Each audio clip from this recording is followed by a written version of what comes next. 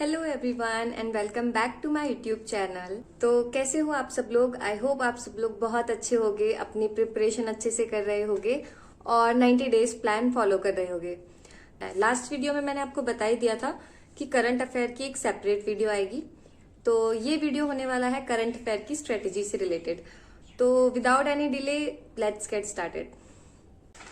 तो video start करने से पहले मैं एक बात जो है वो आप लोग सब लोगों से करना चाहती हूँ, और वो ये है कि बहुत सारे लोग पूछ रहे थे कि आपके मार्क्स बताओ, आपके मार्क्स इसमें कितने आए, आपका स्कोर कार्ड दिखाओ। तो सबसे पहले मैं बता दूं कि एसबीआई पीओ का तो स्कोर कार्ड अभी तक रिलीज नहीं हुआ है, जब आएगा तब मैं डाल दूंगी। एंड आईबीपीएस क्लर्क का स्कोर कार्ड आ चुका है जो मैंने क्रैक किया है, तो वो मैं पेस्ट कर दूंगी इसमें, ठीक है।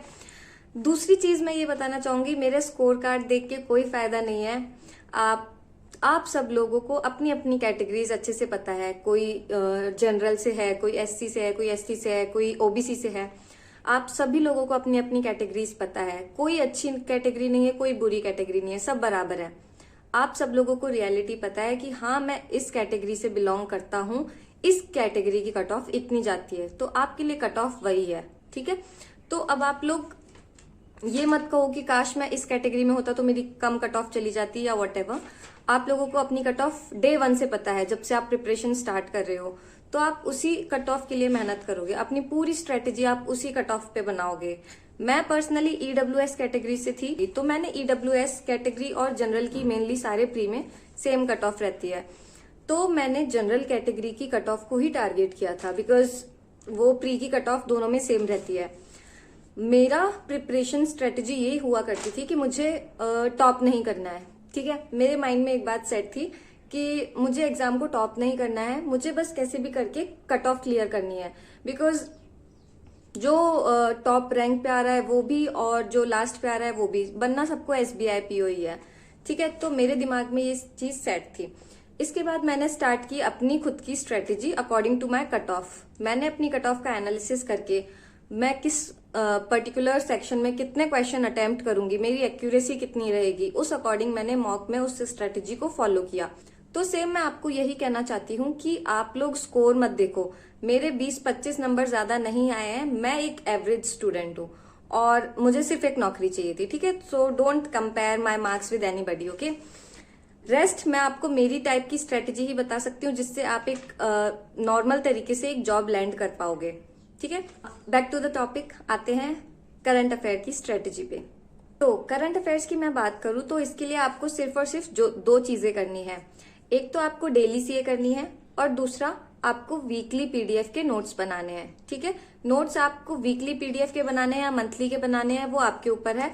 मैंने वीकली प्रेफर किया था बिकॉज मंथली वाली जो पीडीएफ होती है वो काफी बल्की हो जाती है और मुझे उतना सूटेबल भी नहीं लगा। उससे बेटर मैंने वीकली के नोट्स बनाए थे। मैंने अफेयर क्लाउड की वीकली पीडीएफ ली थी और उसमें से अपने खुद के नोट्स बनाए थे, डिजिटल नोट्स, ठीक है। उसके बाद मैंने उसकी हार्ड कॉपी निकलवा के उसका मल्टीपल रिवीजन किया था। इसके बाद जो एक और चीज मैं आपको बताना चाहूंगी वो ये है कि जब आपका मेंस आने वाला होता है तो आप डिफरेंट टाइप के जो मैराथन्स होती है, फॉर एग्जांपल अफेयर्स क्लाउड के मंथली कंपाइलेशंस हो गए। मंथली कंपाइलेशंस जो भी कोचिंग इंस्टीट्यूट करवाती है उसको 1.5x या 2x पे लगा के देख सकते हो। वो सिर्फ आपका रिवीजन ही करवाएगी और कुछ भी नहीं, और रिवीजन से ज्यादा आपको करना भी नहीं है। आपको ओवरवेल्म नहीं होना है कि मैंने ये भी नहीं किया वो भी नहीं किया। आपको सिंपली एक गो थ्रू होना है कि क्या क्या बोल रहे हैं, दैट्स इट। एक सिंपली गो थ्रू होना है, ज्यादा दिमाग पे स्ट्रेस नहीं रखना है।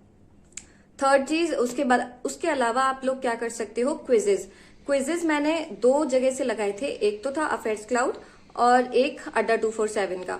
अड्डा 247 मेरे पास पेड था, बट मैं आपको सजेस्ट, आपके ऊपर है, आपको पेड लेना है तो ले सकते हो। मेरे पास वो ऑलरेडी था तो मैंने उसके क्विजेज लगाए थे एंड अफेयर्स क्लाउड से क्विजेज लगाए थे।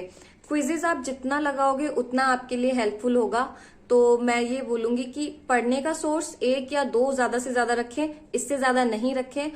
और क्विजेज आप जितनी जगह से लगा सकते हो या मैराथन्स आप जहां जहां से भी कर सकते हो वो कर लो, ठीक है।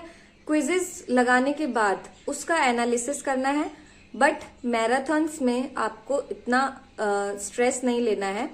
बस मैराथन से गो थ्रू होना है, वंस और ट्वाइस, जो भी एक मैराथन आपको पकड़नी है वो आप ले लो, ठीक है। इसके अलावा अगर आपको कोई भी हेल्प की जरूरत हो तो आप मेरे टेलीग्राम चैनल पे मुझसे बात कर सकते हैं।